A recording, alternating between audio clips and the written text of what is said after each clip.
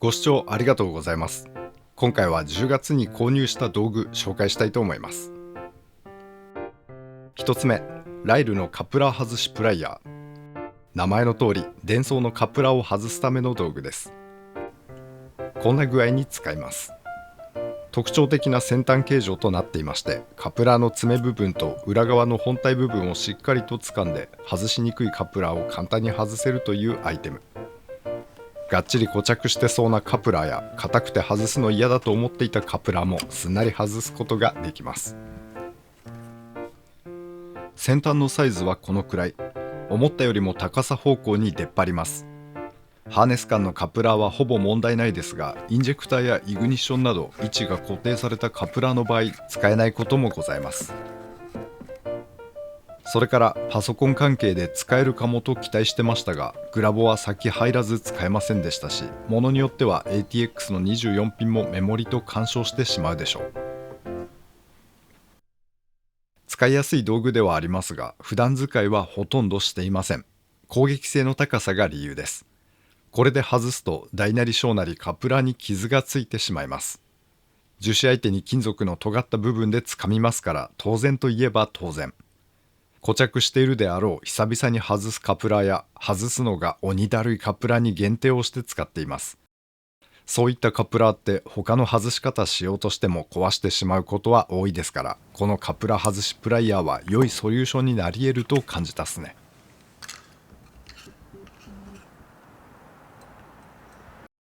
気になったのは値段です。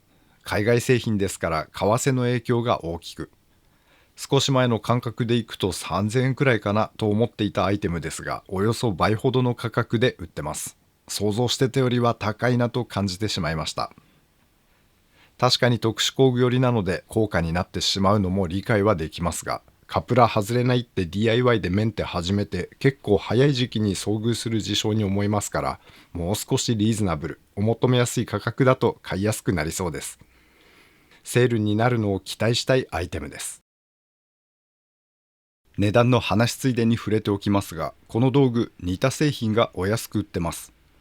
出どころ一緒かと思うほど雰囲気似たのも国内で売ってるっすね。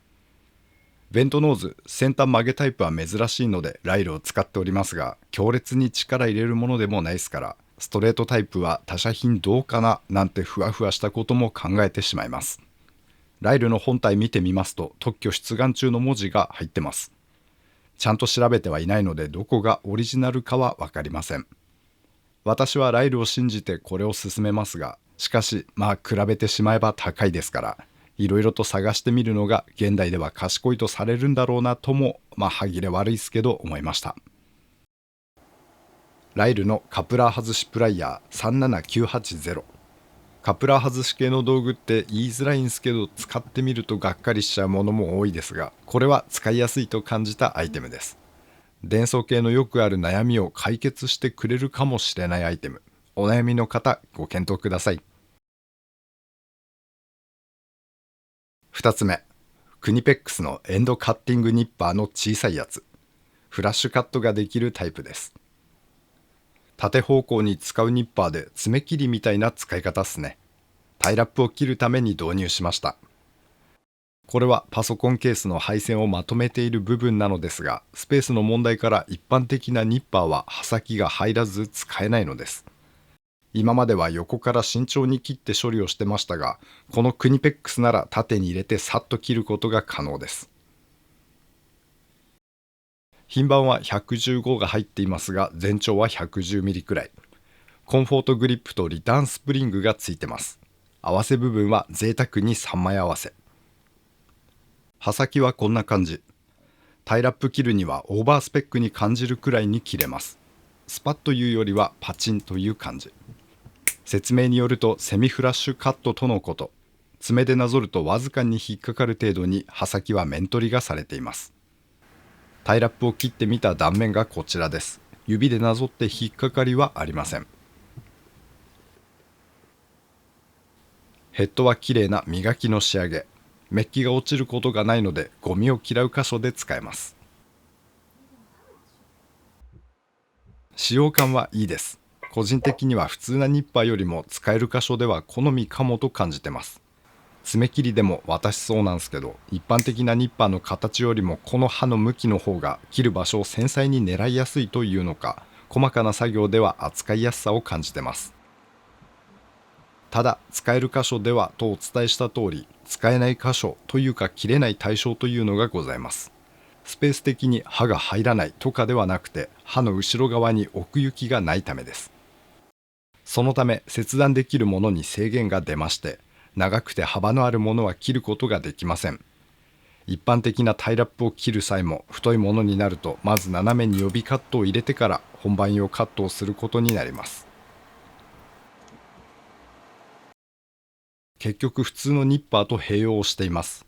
それでも便利と感じていますので使っていますが、これはお恥ずかしながら使ってみるまで気づかなかったネガな部分。片側に刃を伸ばした形状だったらこの問題は解決できそう。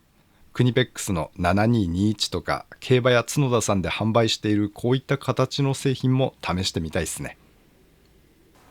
クニペックスのエンドカットニッパー、用途に合いそうでしたらお試しください。3つ目は PB の差し替えドライバー。これは最近買ったわけではないのですが、今月替えのシャンクを1本追加したのでご紹介。精密と言われるサイズの差し替えドライバーです。先端の精度の良さが特徴。使っているのはトルクスなのですが、今まで T7 なのか8なのか、はたまたトルクスプラスなのかがよくわからなかったネジが、この PB を使うことで T7 だったということが分かりました。他社のドライバーでは T8 が絶妙にかかってしまって回すことができてしまってたんです。トルクスの小さなサイズはサイズ見分けるのに苦労していましたが、この PB 使うようになってからは自信持って回せるようになったっすね。シャンクのガタも最小限。指で持ってシャンクをねじってみてもガタつきは感じません。精密ドライバーでかけるトルクであれば使っていてガタを感じることはないでしょう。ただプライヤーなどで掴んで回すと本体側が変形するような感触を受けます。固着したボルト相手が主だったり、大きなトルクで使う場面が多いという方には耐久性の面で差し替えではない固定タイプが良さそう。それから様々なネジサイズを扱う場合はやはり差し替えの作業が面倒に感じます。その場合もサイズごとに固定タイプを揃えていくか、ホルダー本体を複数揃えることを勧めたいですね。一点残念に思うのはシャンクにどちらがどっちかサイズの記載がないことです。品番の刻印はあるのですが、これ多分向きが決まってなくて、これ T6 と T7、品番とは実際の向きが逆になってます。ここだけちょっと使いにくいと感じてしまう部分です。PB の差し替え精密ドライバー。小さなネジを壊した経験のある方にぜひおすすめ。グリップは最新のスイスグリップから従来からの独特な匂いのあるマルチクラフトまでございます。好みに合わせてお選びください。ご視聴ありがとうございました。当チャンネルではこんな感じに道具の紹介をしております。お時間ございましたら他の動画も覗いていってみてください。皆様には再びお会いできますことを願っております。それでは次回まで。See ya。